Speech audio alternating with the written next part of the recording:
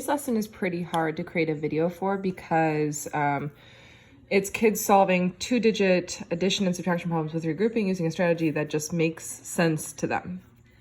So instead of doing what I normally do, I think, Amanda, you had a really good skill in TTED today. Today, tomorrow, and every day. I can solve, adding, subtracting. I can solve problems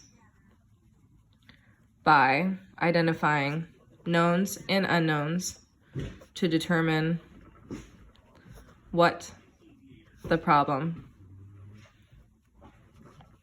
is asking me to do. Amanda, your sequence after that was incredibly strong.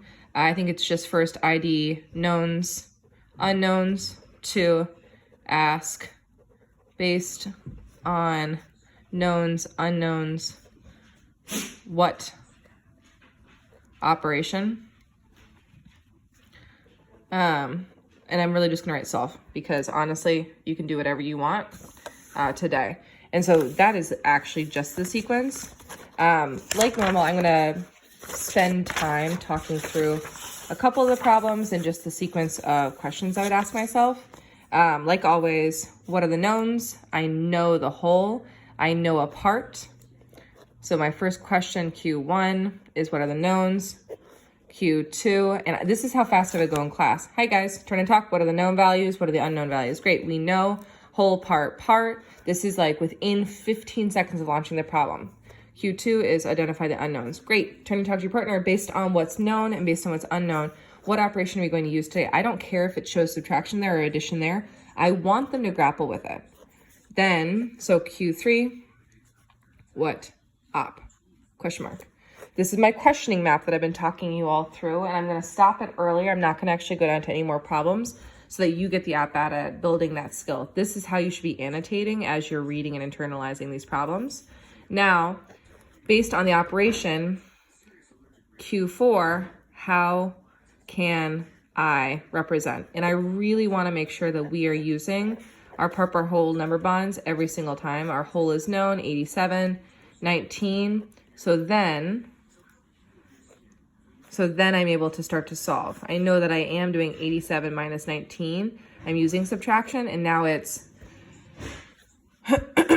what Q5, what strategy makes sense for you to use. I doubt anyone's going to use the number line. I think a lot of expanded notation and hopefully some sticks and dots because kids might still be there. So again, what are the knowns? What are the unknowns? What's the operation? This is maybe 1 minute of your entire lesson.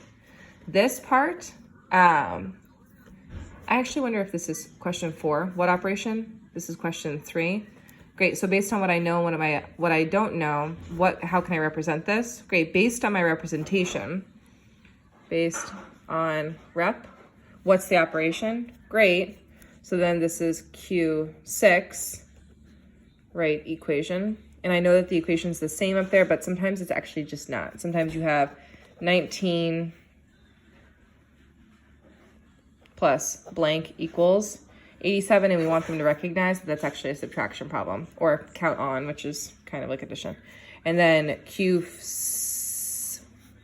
I'm at 1, 2, 3, 4. This should have been 5, and this should be 6 now. Q6 is what strategy can I use to solve? And then I actually think a question that we never ask kids is Q7. What does your answer stand for? Great, team. This is your questioning map for tomorrow with the identify big idea. Purpose of this lesson, purpose of multiple points in the lesson are going to be to drive and push kids to understand that math is about flexibility.